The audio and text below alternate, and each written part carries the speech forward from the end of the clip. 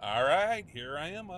We're driving in the land of 10,000 lakes. Actually, it's more like 11,900. This is my home state of Minnesota, and today we're heading up to the Glacial Lakes area of northeast Minnesota. I'm with my longtime friend, Roger Nygard. About 40 years ago, I met Raj at Rob Silverman's film history class, Raj, right? University of Minnesota. U of M, yeah. yep. Friend is kind of a strong word.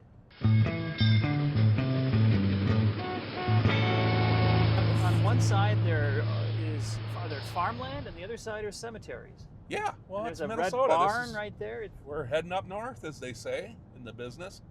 So for almost 4 decades, Raj has been a very successful producer, editor in Hollywood, California. Haven't you, Raj? I've been working in California ever since I graduated from the University of Minnesota, and then I got in my Celica and drove across country and found to seek my fortune. You found your fortune. I worked on some of the earlier projects with you. Starting at the bottom. In 1988, you did your first short film called Warped. That's where I started, and that became my demo, and that got me more jobs, and each job leads to another. It becomes your new resume. Isn't that crazy? And it just grew and grew from there. I was fortunate in the 90s to work with Roger on a couple of his projects. 6 Days in Roswell. Feature film documentary shot on Super 16 millimeter film. There you go, Super 16 for you film nerds out there. And interestingly enough, that was a road trip movie starting in Minnesota. Totally road starting trip here, movie.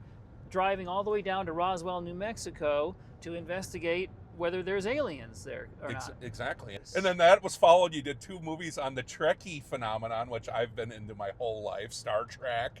So I got to work on those a little bit with you. Trekkies 1 and Trekkies 2. Yeah. It's about the fan phenomenon of Star Trek. Yeah, incredible. So much fun. And there's talk there might be a Trekkies 3 fan, so we'll see what happens there. A lot of films back in the 90s, Raj. Back to back, and one of your greats was Suckers with Daniel Benzali. Oh my God, another bald guy. Louis Mandylor and Lori Loughlin. Whoa! Look at this! It's an albino squirrel, ladies and gentlemen. You never know what you're going to see on the road, Raj. That I've never seen an albino squirrel in my life. I have never seen an albino squirrel either. Yeah, so skip back to Suckers. Suckers is a film about car salesmen, and it's based on what really goes on at a car dealership. It's a comedy, but it's hard to find a car salesman who hasn't seen it. They make new car salesmen watch it now as a training film. And you're currently working, you just finished this great project with Larry David. What is it called? The Pursuit of Unhappiness. Pursuit of Unhappiness. Kind of celebrating our 250th anniversary History of America type thing. Yeah, can you imagine sitting in a room with Larry David? And you said he's kind of pretty much what he is, right? Very entertaining. Yeah. He would just come in and he would tell stories in the editing room, and then next season, the story he just told will become an episode. And you worked on, of course, another insanely hilarious episodic show for HBO was Veep. 3 seasons of Veep. Which is such a...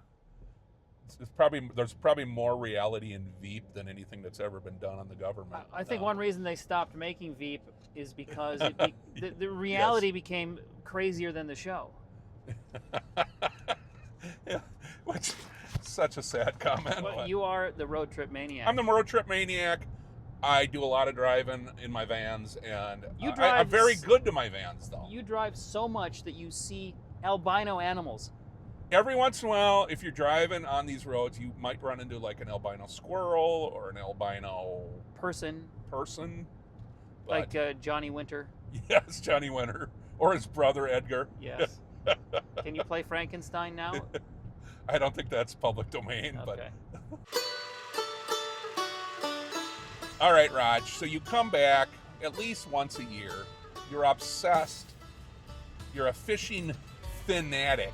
I'm a guy, and I know fishing. I've produced a fishing show for like 30 years, so I know fishermen. Fishing the Midwest. And you are not you can't get it out of your blood. These people are crazy. I've been on your fishing show. You've been on the fishing show a couple times. Yeah, absolutely. I have been on fishing television. So I grew up here, right? And so you fish. Lake Minnetonka. I grew up on a lake, North Arm of Lake Minnetonka. My dad taught me to fish. I've never stopped. I've loved it ever since. There's a big gap when I moved to Los Angeles where I stopped fishing because I'm pursuing my career. Yep. But now I try to get back here once a year and go fish the lakes, fish my uncle's lake, go up to Canada, fish Lake of the Woods. Your uncle's, so that's what we're doing today. We're heading up to Battle Lake area. We don't want to give out too much more than that, but kind of the what's called the Glacier Lakes. My uncles, they're actually my father's cousins. And my father used to hang out there with them in the summertime, and they would go fishing and get into all sorts of trouble, just like any kids would, and go fishing. And so many years later, I went to visit them, and I didn't know that my Uncle Rudd had a pond, that his house, he had built his log cabin on a lake. Yeah, it's not a pond, it's a lake, right? It's a private pond / lake in his backyard that no one else has access to. Sure. And I thought, I wonder if there's any fish in there. Blue ribbon bait and tackle. Blue ribbon bait and tackle, here we are. Big part of any fishing trip is, of course, to bait up, tackle up. And where else better to do it than Josh Stevenson's Blue Ribbon shop here in the Twin Cities. Josh is an old friend of mine. I've known Josh since he literally was in diapers. So he's got his rods. Pretty busy today. We got to restring these. It's time to update the rods and reels for this trip. I'm going up to my uncle's, and then after that I'll continue on up to Lake of the Woods and do a little muskie fishing. Josh is still the state record holder for tiger muskie, and it's mounted in here. We can take a look at it. So Josh caught that years ago. Yeah, my uncles like to use worms, bobber and worm, classic bait for a fish. Okay. I'll use a beetle spin many times. Okay. Or a jig. Just have to drop it in there and the fish come. All right, pulling out a blue ribbon baits. Raj, it looks like you spend about $1,200 or something? We're gonna hit the highway here and head up to Lake Wasson.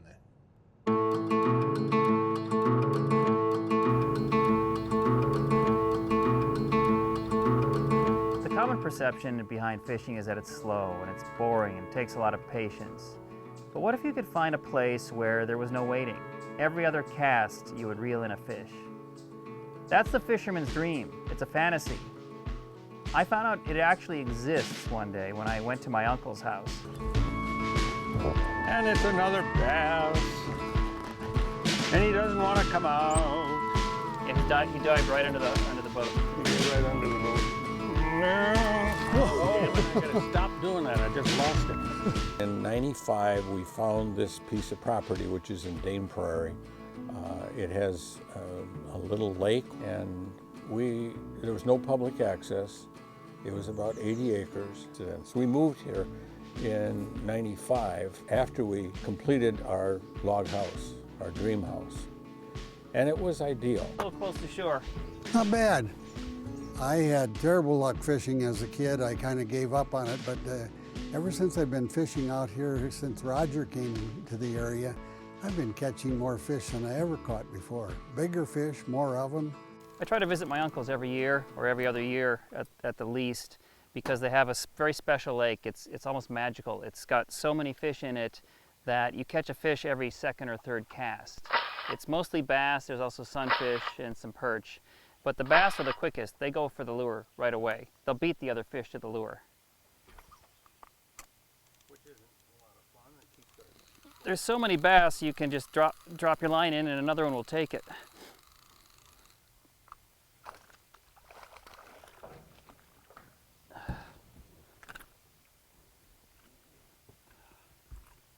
Grab him here, and that lets you take out the hook. So there's plenty of bass in this lake. You cast every second or third cast, you'll get a hit, you'll get a strike. We tend to crimp the hooks so that we can release them more easily until we get one that we want to eat. Ever since I found my dad's camera around the age of 7, I started taking pictures and shooting film, and I was hooked on filmmaking. I pursued that in college, and after college I moved out to California and got a job working in the film business. I've done everything: writing, directing, editing, producing, a TV show called Veep, Curb Your Enthusiasm. So I've kept very busy editing and directing and writing television and movies. Oh, that's a good size one. Oh, come on, you booger. while I'm reeling in my own bass, the little one, that one's much bigger. That's a better bass. A cute little bass. This one could be used as bait. Yep. Roger catches bait fish.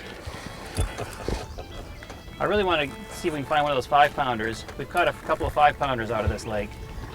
I'm not an avid fisherman like Roger Nygard, but I would go out and cast off on the end of my dock and occasionally would catch a fish. Sometimes once in a while it was a perch, once in a while it was a sunfish, but mostly it was bass. Fish on! Fish on! Not quite 5 pounds. Look like brothers.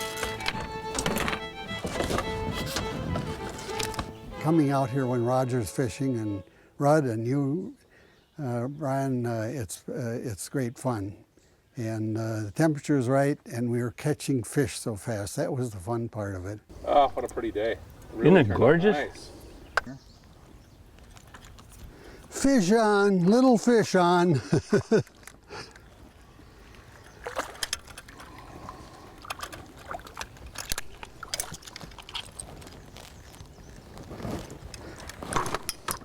Jeez, I really needed a net for this one. You didn't need a net. Bummer. I've been fishing my whole life. My dad taught me how to fish. And one day I went up to visit my uncles, who I hadn't seen in I don't know, decades. Didn't realize they had this lake in their backyard, my Uncle Rudd. So I asked, hey, do you mind if I try fishing? And he said, go ahead. I went down, took my tackle box and my fishing pole, and I threw my first cast out there, and I caught a bass. And almost every cast, I was catching bass. I couldn't believe it. And it's one of those lakes where nobody's fishing. It's full of fish. You can catch as many fish as you want almost all day long. So I've come back every few years to visit my uncles and to fish, and we end the day with a fish fry. The film industry is really competitive, and that makes it stressful because a lot of people want a small number of jobs. No matter what your job is, you feel that stress just living in Los Angeles because everyone is immersed in it. So you have to get out of it. Sometimes you don't realize how much stress you're under until you get out of it. And when I go fishing, it becomes clear. Floating around in a lake, even if the fish aren't biting, all my aches and pains go away, magically disappear. Because the stress is gone, it's more, I guess, the way life, it feels like it's the way life should be.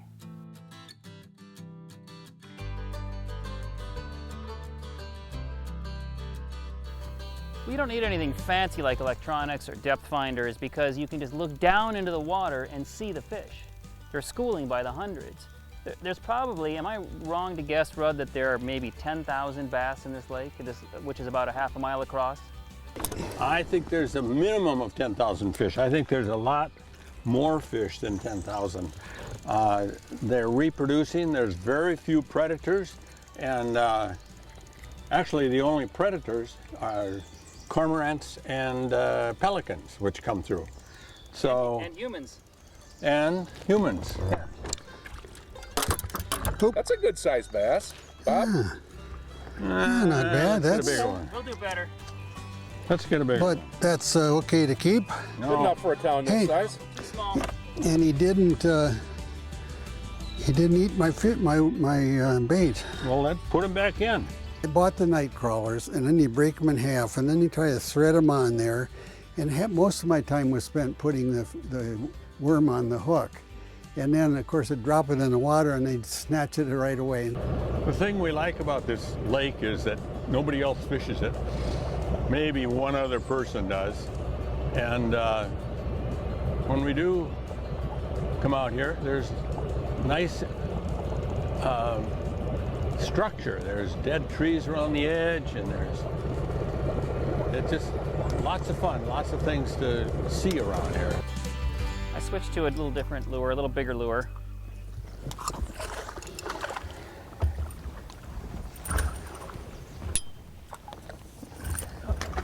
See, Brian, I think he has about a 20-pound test line there. That's why he can pull them out.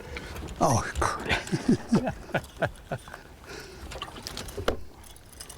Bob, do you want a beer? well, wait till I get. It's a good start. We want something about twice this size.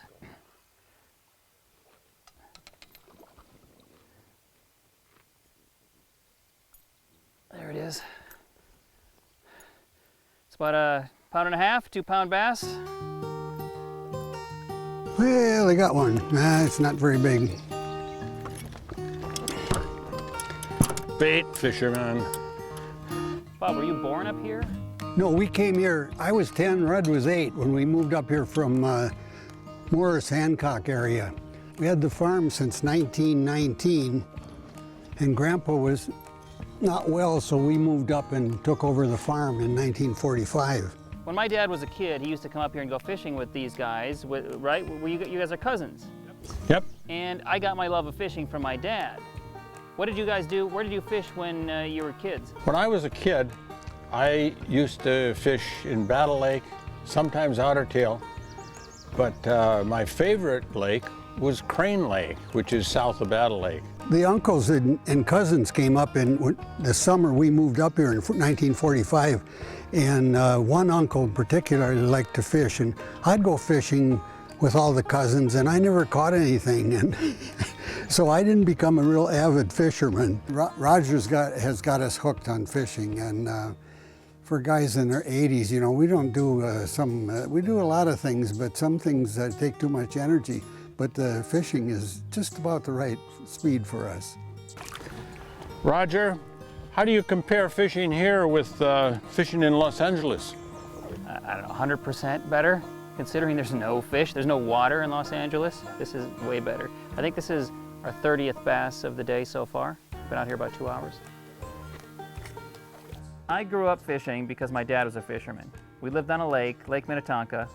So every summer, that's what we would do. Me and my brothers or my dad or my friends, we go out in the canoe or we go fishing. My dad told me go down at sunset every day and cast. So that's what I did. I would go down and cast. I did that. I remember casting once for about 3 weeks straight and got nothing. One day I was casting and this big bubble and something grabbed it and pulled it underwater.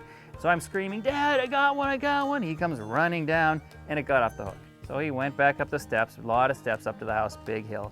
So I kept casting in the same place. About 10 minutes later, it did it again. "Dad, I got one, I got one." He came running down, and this time it stayed on the hook. I reeled it in, and it was a big 5, 6, 7 pound northern, something like that. But that was my first big fish, and ever since then, I've been hooked. Another sunny, or I should say bluegill, now that I've been corrected. This is a good one, good eater. Oh, hey, that is a nice one. Well, I've got to do all the filleting, so at some point I'm going to have to stop catching these things. There's a school of bass over here, and they're all around my worm for bait, and they're ignoring it. It's just amazing. He's reeling out line like a marlin. Look at him go. He's circling the boat. He's going where he wants to go. That's a nice one. But you got to get him in here, Roger. I know, he's getting close. He went down under the boat. Oh, come on this way, baby. Oh my goodness gracious sakes alive. Look at that one. Ooh. Hey, that is a peach. Bob, can you get the scale? Oh, he's got one. Wait a minute. Not quite as big as yours. Save it, Bob. There you go. Jeez, he wasn't gonna go. He wasn't gonna let go. There's the biggest one of the day so far. We'll have to measure that one. Ooh. Okay. 4 pounds. That is a peach. 4 pounds. Just a minute. Back. Oh, okay. Look towards the front of the camera. 19 inches. Very nice. In an afternoon of fishing, we caught probably over 60 fish. My favorite thing is the whole thing. There's no single thing that I can put my finger on and say, this is the reason I live here. The reason I live here is because we saw loons with a chick this afternoon. We got fish left and right with every second or third cast. The sun was shining, the birds are calling. We got a beautiful place to live here. It's a lot of work, but it's work we enjoy doing. kind of what it's all about, isn't it? That's what it's all about.